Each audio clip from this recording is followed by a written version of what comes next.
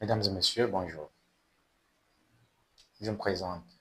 Je suis Wilfried Bormaï, spécialiste de l'analyse fondamentale des crypto-monnaies et des marchés financiers en général. Donc, pour la petite illustration que nous avons réservée, j'ai ici entre mes mains une assiette de raisins. Donc, nous avons ici 9 raisins. Nous allons compter 1, 2, 3, 4, 5, 6, 7, 8 et 9 raisins. OK?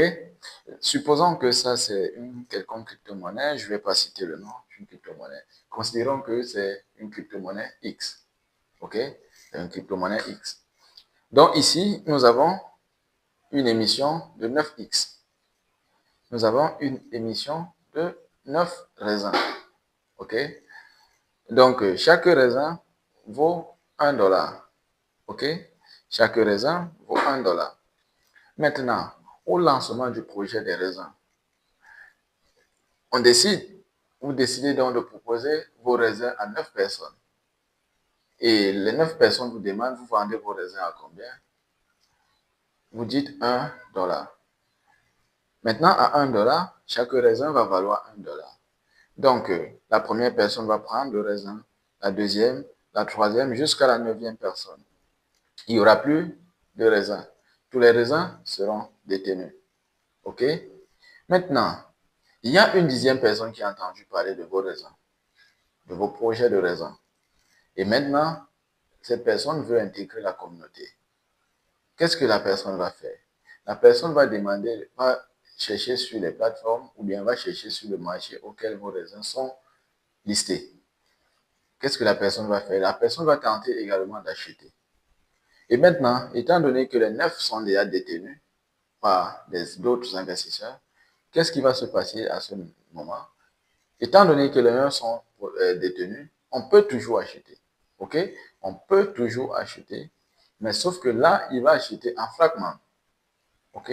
Donc, il va acheter en fragments. Si, par exemple, la dixième personne vient avec 1 dollar ou alors, disons, 2 dollars, pensant que non, je vais pouvoir acheter 2 raisins. Non, pas du tout, tu ne pourras pas acheter 2 raisins. Pourquoi? Parce que lorsque tu vas venir, tu vas injecter tes 2 dollars sur le marché, OK?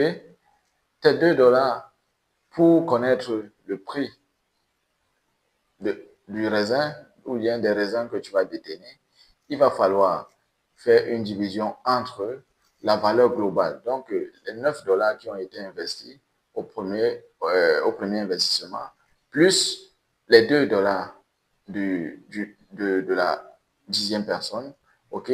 Donc, ce qui va revenir à 11 dollars. Donc, pour trouver le prix exact d'un raisin à ce moment, on va calculer donc 11 divisé par 9, OK? Et c'est le résultat là qui va déterminer donc le prix du raisin. Et dites-vous que, étant donné que les 9 raisins sont déjà mis en circulation, chaque fois qu'il y aura un achat, la valeur du raisin va augmenter. Et 15 ans, même un mois, 2 ans, 2 mois, 3 mois, en fonction du nombre de la communauté et en fonction du nombre du montant d'investissement que les investisseurs vont mettre sur le marché donc, du raisin va grimper. OK, la valeur du raisin va grimper. Donc voilà, c'était la petite illustration. Donc considérez le raisin comme une crypto-monnaie et considérer que sa valeur initiale, ce qui la détermine, c'est les premiers investisseurs. OK? Comme les premiers investisseurs ont chacun mis 1 dollar, ils ont donc acheté les 9 raisins. OK? La dixième personne, sachez que là, c'est la dixième personne qui va venir augmenter le prix du raisin. Et même les 9 personnes là, OK? Même les 9 personnes là peuvent également augmenter le prix du raisin.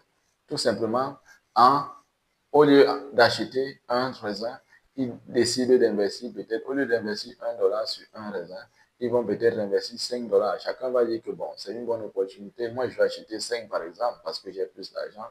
Donc, je vais acheter 5 raisins. Donc, il va acheter 5 raisins. OK? Et maintenant, les 8 autres vont acheter comment? Donc, forcément, à ce lancement, la valeur du raisin va automatiquement passer à plus de $1. OK? Et vous allez donc voir, au fur et à mesure les gens vont investir, le prix du raisin va prendre la valeur. Et à ce moment, chacun pourra vendre quand il veut et comme il veut. Par exemple, ceux qui ont acheté initialement, ceux qui ont acheté à $1, peuvent attendre que lorsque les 20 personnes vont investir, vont acheter, ils vont acheter, ils vont acheter, ça va prendre la valeur. Les premiers investisseurs peuvent donc vendre une petite part, OK, pour prendre les bénéfices, OK. Ils peuvent vendre pour prendre les bénéfices. Voilà donc pourquoi on dit les crypto-monnaies rendent les gens millionnaires parce qu'ils achètent au bon moment, ils attendent que ça prenne la valeur et puis ils revendent. Donc, ce n'est pas tu investis 10 000 pour avoir 50 000. Il n'y a pas de ça. Là-bas, c'est les plateformes d'investissement. Il y a certaines plateformes d'investissement donc, qui acceptent les paiements par crypto, mais ça ne veut pas forcément dire que ce sont des crypto-monnaies. La crypto-monnaie, c'est une monnaie. Tu envoies ton adresse, on te transfère tes cryptos. On t'envoie adresse, tu transfères les cryptos, si c'est toi qui dois envoyer. Et dans les prochaines lignes, on va donc apprendre comment acheter et vendre des crypto-monnaies. Je vous remercie de m'avoir écouté.